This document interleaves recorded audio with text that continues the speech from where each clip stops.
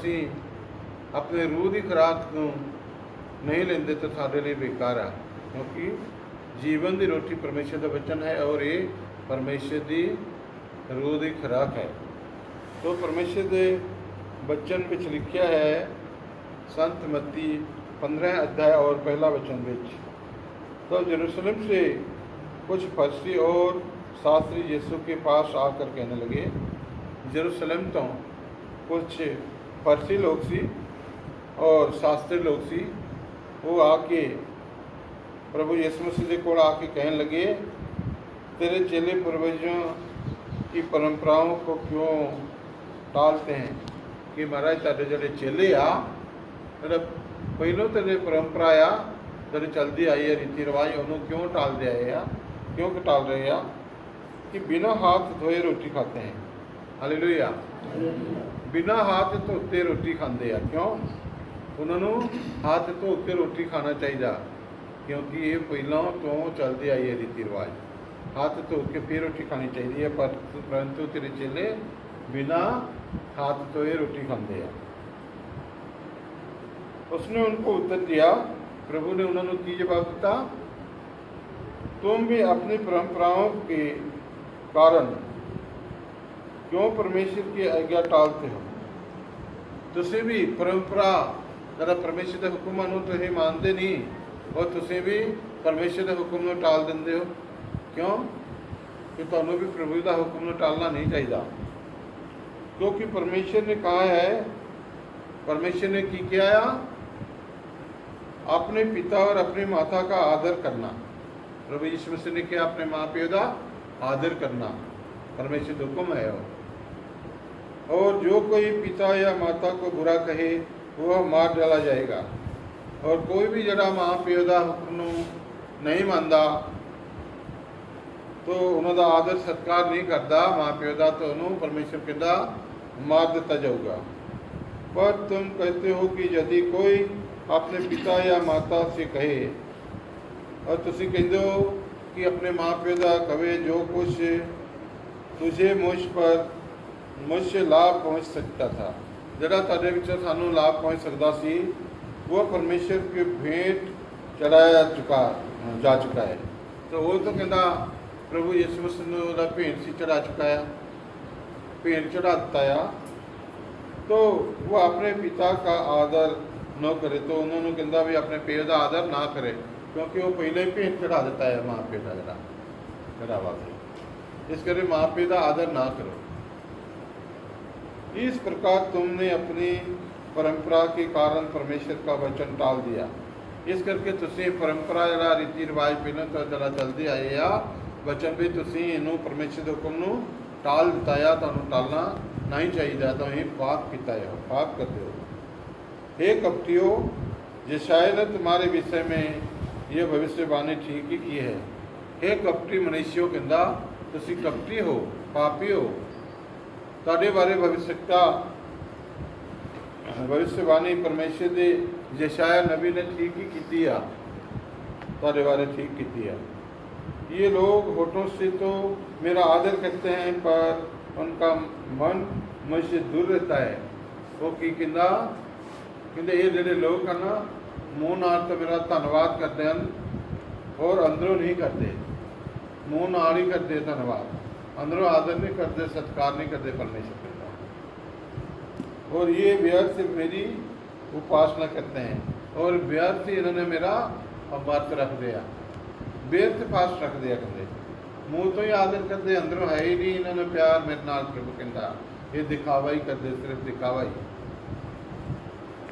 हुण भी बहुत से लोग इस तरह मूँह में धन्यवाद धन्यवाद प्रभु तेरा, धन्यवाद तेरा, शुक्र है, तो अंदरों छुरी मारते, अंदरों छुरी मारते, अंदरों पाप ही पाप भरे आ। आपां नूं की करना चाहिए? अंदरों पाप नहीं करना चाहिए, तन और मन प्रभु नूं देना चाहिए।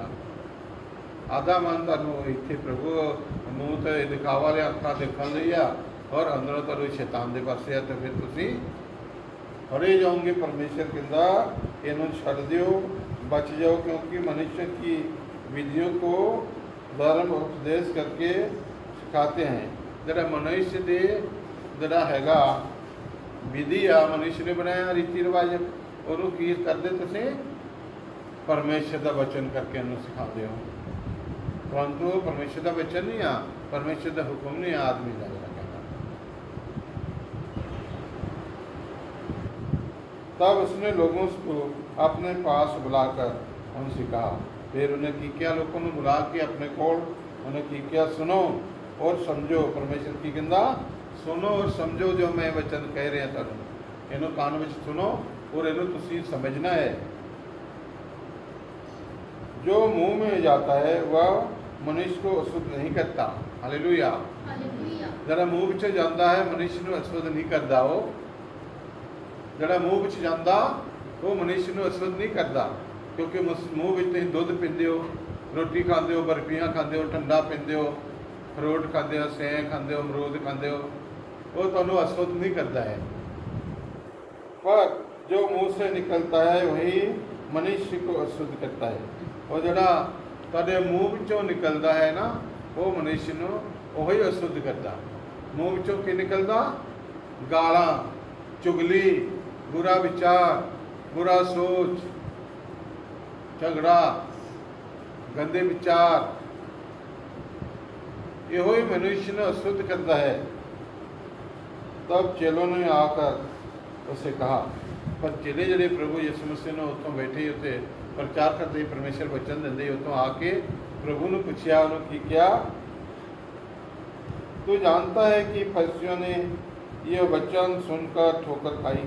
प्रभु तुसी जानते हो जड़े परमेश्वर ने तुसी वचन दिता जड़ा फरीसी लोग ये खा के ठोकर खाते होंगे, बच गए होंगे? उसने उत्तर दिया, परमेश्वर ने की जवाब दिता,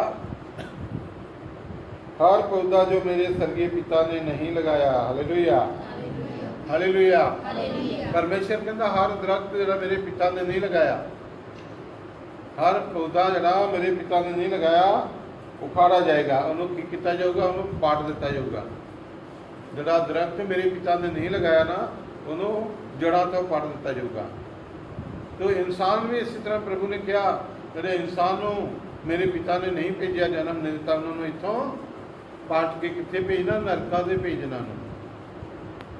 जड़ा माड़ा कर्म करता वही पौधा आ, वह मनुष्य जरा परमेश्वर के पिता ने नहीं बनाया, नहीं लगाया।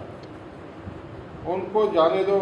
उन्होंने कहना जान दो, छो तुम की लेना, वे अंधे मार्गदर्शक हैं। वो कहता अंधे लोग आ, अंधे मार्गदर्शक हैं, उन्होंने दिसता नहीं, वो अंधे हुए पाप के बीच।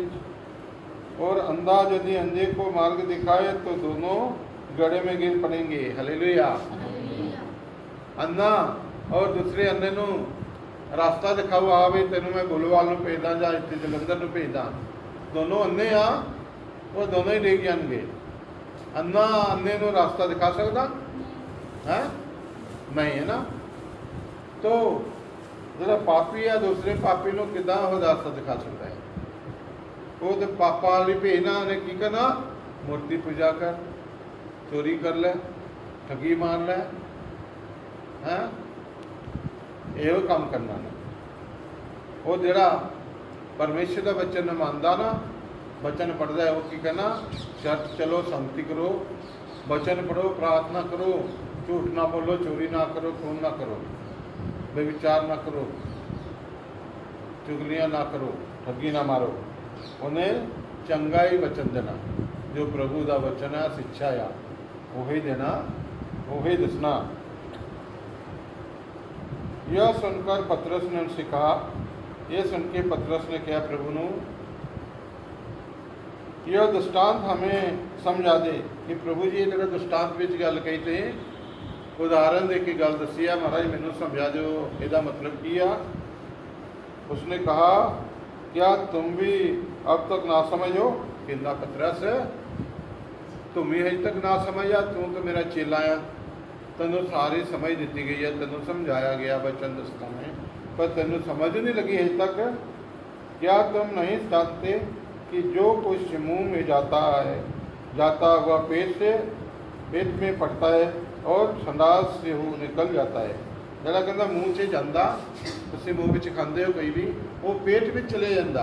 जरा आप मूँह च खाने रोटी खाते हो, दूध पीते हो, बर्फी खाते हो, लड्डू मिठाई खाते हो, रसगुल्ले खाते हो, तरे हो कितने जाता मूँह चो?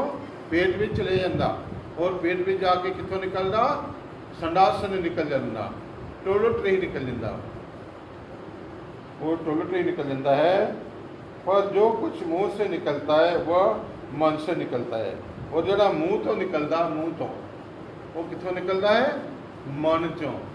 क्योंकि मन नाल सोचना हुंदा कि उन्हें मैं गाला कटने, उन्होंने आ कहना, इदा कहना,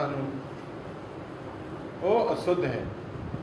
गाला कटना अशुद्ध है, बुरा विचार करना अशुद्ध है, मन में बुरा सोचना अशुद्ध है, वो मन चों निकलता। जरा तुसी मूँह से कहते हो वो मन चों निकलता, वो किया अशुद्ध है।